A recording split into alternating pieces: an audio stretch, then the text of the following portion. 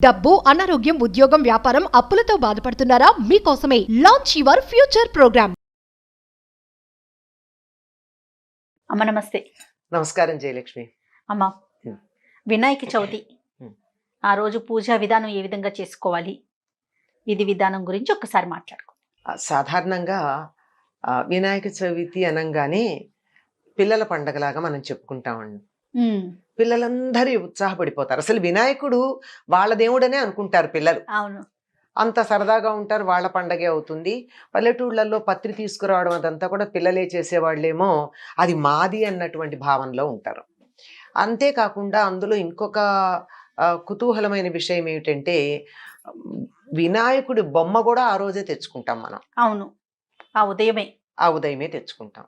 ఈ లోపల కావలసిన ఏర్పాట్లు చేయడం అమ్మా నాన్న చేసేస్తారు.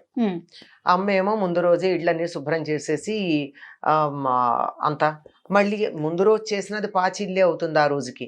అందుకని కడుక్కోవడాలు అవి ముందు రోజు చేసినా ఆ రోజు మళ్ళీ ఇల్లంతా శుచిగా చేసుకోవడం, వాటన్నిటిని బాగు చేసుకోవడం అన్నీ చేసుకుంటారు. ఇదంతా అయ్యి వంట అది ఏర్పాటు చేసుకుని పూజకన్నీ ఏర్పాట్లు చేసుకున్నాక దేవుడు ఉండే చోట కానీ లేకపోతే ఇంట్లో ఈశాన్యం మూల కానీ లేదా కొంతమందికి పూజ గదులు చిన్నగా ఉంటాయి. ఇదందరూ కలిసి చేసుకునేది కనుక కాస్త విశాలంగా పూజ గదికి యువతల కానీ అందరూ కూర్చోవడానికి వీలు ఇంటిల్లిపాది కూర్చుని చేసుకునేది. అందుకని అక్కడ తీసుకొచ్చి అక్కడ పెట్టుకుని ఒక చోట శుభ్రం చేసి పూర్వం ఆవు పేడతో అలికేవారు. ఇప్పుడు మనం డెట్టాల నీళ్ళతో శుభ్రం చేసుకుని ఏదైతే శుచి ప్రధానం అది చేసుకుని దాని మీద అష్టదళ పద్మం ముగ్గు వేసుకుని దానిపైన మనం ఒక పీట, ఎత్తుగా పీట కావచ్చు చిన్నదైనా కావచ్చు, ఒక ఆసనానికి పసుపు అది రాచి ఆ పైన వస్త్రం వేసి ఆ వస్త్రంలో బియ్యం వేసి ఆ బియ్యంలో ఆకు వేసి సిద్ధంగా ఉంచాలి. తమలపాకు, మామిడాకు అట్లాంటిది. ఈ లోపల పూజకి ఏర్పాట్లు పువ్వులు అవన్నీ తెచ్చుకుంటాం కదా, అవన్నీ తెచ్చుకుని సిద్ధంగా పెట్టుకుని అప్పుడు వినాయకుడిని పూర్వం ఇంట్లో తయారు చేసేవారు. లేదంటే అలా బంకమట్టి తెచ్చి మన ఇంటి ముందుండి గబగబా దాంతో మనం వెళ్ళాక అచ్చు వేసి ఇచ్చేవాళ్ళు. అచ్చులో మట్టి వేసేసి వినాయకుడిని అచ్చుగా చేసేసి 2 కందిబద్దలు 2 కళ్ళగాను గుండ్రగా ఉంటాయి గనక ఒక బియ్యపు గింజ ఒక దంతంగాను పెట్టేసి ఆ బొమ్మను తీసుకొచ్చేస్తే అది తీసుకొచ్చి అక్కడ పెడతాం. వెంటనే బియ్యం మీద పెట్టాం. పెట్టి పూజ కూర్చున్నాక ఇక మేము కదలము పూజ దగ్గర నుంచి అనుకున్నాక వినాయకుడికి చాలా ప్రధానంగా మనం నైవేద్యం పెట్టవలసింది బెల్లం ముక్క, పానకం, చలిమిడి, వడపప్పు, అరటిపళ్ళు, కొబ్బరికాయ, కుడుములు, ఉండ్రాళ్ళు, అవన్నీ ఓపిక ఉంటే చేస్తారు. కొంతమంది ఇప్పుడు విడిగా ఉంటారమ్మా, చదువుకుంటూనో ఉద్యోగాలు చేసుకుంటూనో ఒంటరిగా ఉండే కుర్రవాళ్ళు ఉంటారు. వాళ్ళకి అసలు ఇంట్లో వండుకునేటందుకు స్టవ్వే ఉండదు. అట్లాంటి వాళ్ళు ఏం చేస్తారు, ఎక్కడ చేస్తారు? అవునవును, ఇవి అమెజాన్ లో ఆర్డర్ ఇచ్చేవి కాదు కదా. కానీ తెలుసమ్మా, ఇవాళ రేపు ఇవి కూడా దొరికేస్తున్నాయి. మేము మీకు ఆర్డర్ మీద చేసిస్తాము, ముందు రోజు మాకు చెప్పండి పలానా పదార్థాలు అని చెప్పి వచ్చేస్తుంది. కానీ అక్కడ అంతమందికి చేసింది ఇక్కడ నివేదనకి ఎట్లా సరిపోతుంది? సరే, ఏది ఏమన్నా అలాంటి వాళ్ళు ఈ వండినవి కాకుండా వడపప్పుకి స్టవ్ అవసరం లేదు, పానకానికి అక్కర్లేదు, కొబ్బరికాయకి అరటిపళ్ళకి అక్కర్లేదు, ఇలాంటివన్నీ చేసి సిద్ధంగా పెట్టుకుని పూజకి ఇంకా నేను కదలను అనుకునేటట్టుగా అన్ని సిద్ధంగా పెట్టుకున్నాక అప్పుడు ఈ తెచ్చిన విగ్రహం ఉందే మట్టిది, దాన్ని తీసుకుని దానికి గంధము కుంకుమ పెట్టి దాని మీద పెడతారు. గంధం కుంకుమ పెట్టాము అంటే విగ్రహం పూజకు వచ్చిందని అర్థం, లేకపోతే బొమ్మ. అలా పెట్టేసి ఈ లోపల పసుపు వినాయకుడిని ఒకడిని చేస్తారు. ఆ పసుపు వినాయకుడిని కూడా చేసి పసుపుతో ముద్దగా చేసి అక్కడ పెట్టి దానికి కూడా గంధం కుంకుమ పెట్టి ఇవి సిద్ధంగా పెట్టుకుని పాలవెల్లి కూడా కడతారమ్మా. పాలవెల్లి కూడా కడతారు. పాలవెల్లి ఒక పందిరి లాంటిది చేసి దాని మీద చక్కని ఆకులు అవి వేసి తోరణాలు కట్టి దానికి మంచి పళ్ళు, ఎన్ని పళ్ళు దొరికితే అవన్నీ కట్టి చాలా అందంగా తయారు చేసి సిద్ధంగా పెడతారు. అమ్మా, ఇది ఆనవాయితీ ప్రకారం చేస్తారు కదా పాలవెల్లి? ఎవరైనా పెట్టుకోవచ్చు అమ్మా, అది పెద్ద ఆనవాయితీ ఏం లేదు. వాళ్ళకి కుదరలేదంటే మానేయచ్చు, కుదిరితే పెట్టుకోవచ్చు. అంటే ఇప్పుడు మన అమ్మ వాళ్ళు, అత్తయ్య వాళ్ళు చేస్తేనే చేయాలి అట్లాంటి నియమం లేదా? ఎవరైనా చేసుకోవచ్చు. ఇలా పెట్టుకుని ఇంత సిద్ధంగా ఉన్నప్పుడు ఇప్పుడు విగ్రహాన్ని అక్కడ పెట్టిన తర్వాత ముందుగా మహాగణాధిపతి పూజ చేయాలి. ఆదౌ నిర్విఘ్న పరిసమాప్త్యర్థే మహాగణాధిపతి పూజాం కరిష్యే. ఈ గజాననుడుగా ఉన్నటువంటి వినాయకుడు కాక సృష్ట్యాది నుంచి ఉన్నటువంటి గణపతిని ముందర పూజ చేస్తాం విఘ్నాలు జరగకుండా. అలా అయిన తర్వాత ఆయనది క్లుప్తంగా అయిపోతుంది పూజ. ఆ తరువాత వినాయకుడికి షోడశ ఉపచార పూజ చేస్తాం. ఆ 16 ఉపచారాలతో ధ్యాన, ఆవాహన ఇత్యాదులు ఉన్నాయి. అర్ఘ్యపాద్య, ఆ తరువాత ఆసన, స్నాన, గంధ, అక్షత, యజ్ఞోపవీత, వస్త్ర, ధూప, దీప. వాటికన్నా ముందు మనకి అన్ని స్తోత్రాలు చేసి ధూప, దీప నైవేద్యాలు సమర్పించి అయిన తర్వాత తాంబూలం, మంగళహారతి, మంత్రపుష్పం. ఇవి షోడశ ఉపచారాలు. ఇంటికి ఎవరన్నా వస్తే కూడా మనం ఇవే చేస్తాం కదా. అవును. ఇవి చేసి పూజ అంతా అయిన తర్వాత అప్పుడు ఈ నివేదనప్పుడు ఇవన్నీ నివేదన చేస్తాం కదా. అరటిపండు, కొబ్బరికాయ, ఇవాళ ఇలాంటి ఎన్ని పళ్ళు దొరికితే అన్ని, మీ ఓపిక, ఎన్ని రకాలైన నివేదన చేయొచ్చు. ఆయనకి చాలా ఇష్టం ఏవైనా సరే. మంచి శాకాహారమ్మా, మంచి శాకాహారి, చక్కగా తింటాడు. తిండి పుష్టి కలిగినటువంటి వాడు, భోజన ప్రియుడు, తుష్టిగా ఉంటాడు, పుష్టిగా ఉంటాడు ఆయన. అప్పుడు మళ్ళీ పునఃపూజ చేస్తాం. అంటే ఈ పూజ ఒకటి అయిపోయింది కదా, పునఃపూజ అంటే మళ్ళీ కేశవాయ స్వాహ, నారాయణ స్వాహం అని చెప్పుకుని ఆయనకి ఏదో ఒక చిన్న స్తుతి ఏదన్నా చేసి మళ్ళీ చేస్తున్నాం అని చెప్పి అప్పుడు ఈ కథ చదువుకుంటాం.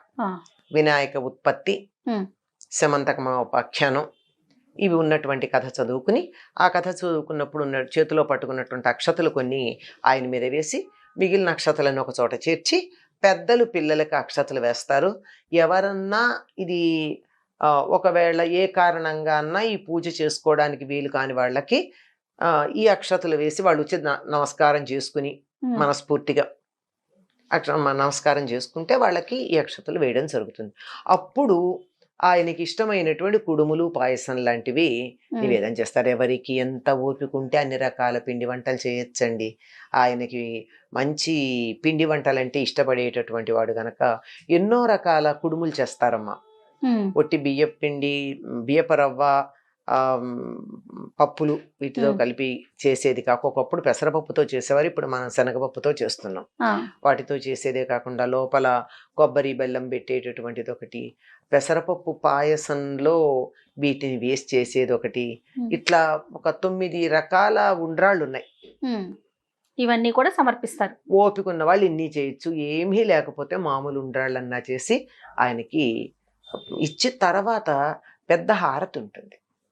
శ్రీగణనాథునకు అని చెప్పి ఈశ్వరాపుత్రునకు శ్రీగణనాథునకు జయమంగళం నిత్య శుభమంగళం అని చెప్పి మనకి సంప్రదాయబద్ధంగా వినాయక చవితి పూజా విధానంలో కనపడుతుంది. ఇది కూడా ఇది పెద్ద మంగళ హారతి అనమాట. ముందు ఇచ్చింది మామూలు హారతి. ఇది ఇచ్చిన తర్వాత అప్పుడు ఆయనకి నివేదన చేసినటువంటివి మనం భోజనాలు చేస్తాం. సాయంకాలానికి కూడా ఒకటి ఉంటుంది, ప్రత్యేకత ఉంది కదా, ఉంది. అది చెప్పేది. సాయంకాలం మళ్ళీ ఆయనకి పునఃపూజ చేసి ఎన్ని రకాల పత్రులు ఉన్నాయమ్మా, మామూలు అష్టోత్తరాలన్నీ మామూలు పూజ చేయడమే కాకుండా ఆయనకి ఏకవింశతి పత్ర పూజ ఒకటి ఉంటుంది, 21 ప్రత్యేకమైన పత్రాలతో. ఆ తర్వాత మళ్ళీ దూర్వాయుగ్మ పూజని ప్రత్యేకంగా ఉంది, ఒట్టి గరికెతోనే. ఇవన్నీ చేసిన తర్వాత నైవేద్యం పెడతాం, పూజ అంతా అయిపోతుంది. సాయంత్రం మళ్ళీ ఆయనకి దీపం పెట్టి చేయగలిగితే పెద్దగా చేయొచ్చు, లేదంటే క్లుప్తంగా అయినా సరే, లఘువుగా అయినా సరే పూజ చేసి ఉదయం మనం పూజలో భాగంగా నివేదనలు ఏవో చేస్తాం. ఉదయం ఈ చలిమిడి చేసేటప్పుడు ఆ చలిమిడితో పాటు ఒక 9 కానీ 12 కానీ చలిమిడి ఉండలు చేసి పెడతాం. చలిమిడి ఉండ్రాళ్ళు అంటాం వాటిని. ఈ మనం మామూలుగా వండిన ఉండ్రాళ్ళు కాకుండా చలిమిడి ఉండ్రాళ్ళు చేస్తాం.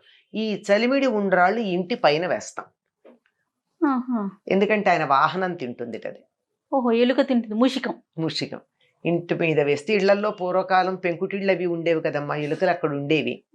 అందుకని ఇప్పటికన్నా ఉంటాయి, ఏ ఇంటి పైనన్నా ఉంటాయి ఎలుకలు. వాటికి పెంకుటిళ్ళు కాకపోతే ఉండకూడదని నియమం లేదు. చాలా మంచి శక్తివంతమైన జాతి ఎలుకల జాతి, బొద్దింకల జాతి. ఎన్ని రకాల మందులు వేసినా అవి చాలా అభివృద్ధి చెందుతూనే ఉంటాయి. అందుకని అవి ఉంటాయి, అవి సందేహం లేదు. ఈ చలివిడి ఉండ్రాళ్ళు వాటికి వేస్తామండి. ఇది వినాయక చవితికి ఉండేటటువంటి పూజా విధానం పద్ధతి. మిగిలిన ఎక్కడా లేనట్టుగా ఏకవింశతి పత్ర పూజ ఒకటి, దూర్వాయుగ్మ పూజ ఒకటి, పాలవెల్లి కట్టడం ఒకటి, కొత్త విగ్రహం తెచ్చి దాన్ని తీసుకువెళ్ళి తర్వాత నిమజ్జనం చేయడం ఒకటి, ఇలా ఉంటాయి. ఆ రోజు తప్పనిసరిగా రాత్రి కూడా ఉంచాలి ఆ విగ్రహాన్ని. ఒక్కరోజైనా ఉంచి మర్నాడు దానికి మళ్ళీ పూజ చేసి నివేదన చేసి ఉద్వాసం చెప్పచ్చు. కొంతమంది 3 రోజులు ఉంచుతారు, కొంతమంది 9 రోజులు ఉంచుతారు. ఏదేమైనా ఒక రాత్రి మాత్రం తప్పదు. ఇదమ్మా ఇది చేసే విధానం. మామూలు పూజ యథాప్రకారం ఉన్నా ఇవి ప్రత్యేకతలు. ఇలా విగ్రహం తీసుకురావడం, తర్వాత దాన్ని అక్కడ పెట్టడం, ఇట్లాంటివన్నీ. ఇక సాయంత్రం పూజా విధానం మళ్ళీ దీపం వెలిగించి కథ చదువుకోవట్లమ్మా? కథ అక్కర్లేదమ్మా, ఇంక చాలు. దీపం వెలిగించి పూర్తి పూజ చేయకపోయినా కనీసం మామూలుగా చిన్న లఘువుగా పూజ అని చెప్పా కదా, ఏదో ఆయనకి సంబంధించిన స్తోత్రాలు చదువుకుని తక్కువ పూజ చేసుకున్నా చాలు.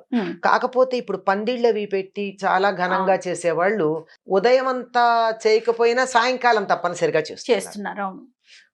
ఉత్తర దేశంలో ఇదో పద్ధతి ఉందమ్మా. చాలా రకాల పూజలన్నీ పగలు కాకుండా సాయంకాలం చేస్తారు వాళ్ళు. వరలక్ష్మి వ్రతం కూడా సాయంత్రమే చేస్తారు, సత్యనారాయణ వ్రతం కూడా సాయంత్రమే చేస్తారు, పగలంతా ఉపవాసం ఉండి. అది ఆ పద్ధతి ఉంది. మనకు అది లేదు కదా, మనకు ఉదయమే లెక్క, మనం ఉదయమే చేసుకుంటాం. కానీ మంటపాల్లో మాత్రం మీరు అన్నట్లుగా సాయంత్రమే పూజ చేస్తున్నారు కదమ్మా? పొద్దున కూడా చేస్తారు.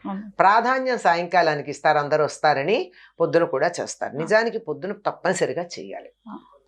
అయ్యాక మట్టి గణపతినే ఈనాడు ఆరాధించడం ప్రత్యేకత ఉంది. మీరు ఎన్ని అడుగులు, ఎన్ని గజాలు, ఎన్ని మీటర్ల ఎత్తు, ఎంత పెద్ద విగ్రహం అన్నా పెట్టండి, మనం పూజ చేసేటటువంటిది ఆ మట్టితో చేసిన రంగులు వేయనటువంటి చిన్న గణపతికి మాత్రమే. అది అలంకారం అంతే. ఇప్పుడు మండపాలకు రకరకాల పూలు అవి కట్టి అలంకారం చెయ్యం, అట్లాగే ఈ విగ్రహాలు కూడా అలంకారం అంతే. అసలు పూజ చేసేది ఆ పసుపుతో చేసిన వినాయకుడికి, మట్టి గణపతికి. ఎందుకు అంటే గణపతి భూతత్వం. అందువల్ల ఆ భూతత్వం గనక ఆయన్ని మట్టితో మనం తయారు చేసి పూజించుకుంటాం. తర్వాత మళ్ళీ భూమిలోనే కలిపేస్తాం. అయితే నిమజ్జనం చేయడం అనేది కూడా చెరువుల్లో వాటిల్లో ఉంటే చేస్తారు. ఎన్ని రకాలుగా నిమజ్జనం చేస్తారో తెలుసా అమ్మా? వ్యవసాయదారులు తమ పొలంలో తీసుకెళ్ళి అక్కడ దాని ఈశాన్య మూల కొంచెం తవ్వి అక్కడ పెట్టేస్తారు. అంటే పైన ఏ పశువులు పేడ అది వేయకుండా అలా పెడతారు. మా ఊళ్ళో చెరువు లేదు, నాకు పొలం లేదు, ఏం చెయ్యాలి? పెరట్లో ఉన్న పొట్లపాదులో పెడతారు. పొట్లపాది ఎందుకు పెడతారు అని మీకు ప్రశ్న వస్తుంది. ఎందుకు అంటే పొట్లపాదు దగ్గరికి అశుచిగా ఉన్నవాళ్ళు వెళ్ళరు. ఇలా వెడితే పొట్లపాదు మర్నాటికల్లా మాడిపోతుంది. అందుకే మన వాళ్ళు అంటారు పొట్లకు పొడగెట్టదండి అంటారు.